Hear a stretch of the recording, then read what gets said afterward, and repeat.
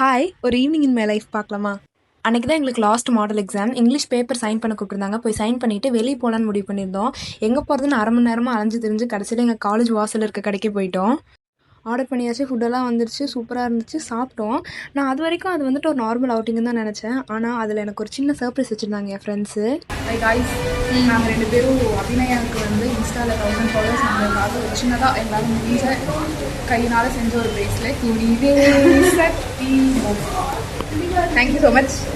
3 handmade bracelet குடுத்துருந்தாங்க. 3மே சூப்பரா இருந்துச்சு. பிரேஸ்லெட் விடுங்க, எனக்கு அவங்க வந்துட்டு எனக்காக குடுக்கணும்னு நெனச்சதே I am very happy for that. அப்புறம் ரூமுக்கு வந்துட்டு பல மாதங்களா துவைக்காத என்னோட பெட் ஸ்ப்ரெட் தான் துவைச்சு காய போட்டுட்ருந்தேன். Basically I'm not a short kurti person. எனக்கு அதில் பெருசாக இன்ட்ரெஸ்ட்லாம் இல்லை.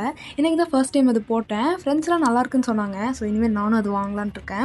இதெல்லாம் காய போட்டு ரூமுக்கு வந்துட்டு சும்மா ரீல்ஸ் தள்ளிட்டு சும்மா தான் இருந்தேன். சரி, டின்னர் டைம் ஆயிடுச்சு. ஹாஸ்டலில் என்ன வச்சுருக்காங்கன்னு போய் பார்த்தா ஊத்தாப்பம். அவங்க தோசை வச்சுருந்தாலே அது ஊத்தாப்பம் மாரி தான் இருக்கும்.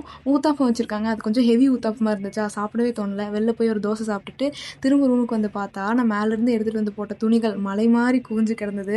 அதையெல்லாம் ஒரு வழியாக மடித்து உள்ளே வச்சுட்டு தூங்கிட்டேன். வீடியோ பிடிச்சிருந்தா ஃபாலோ பண்ணிக்கோங்க.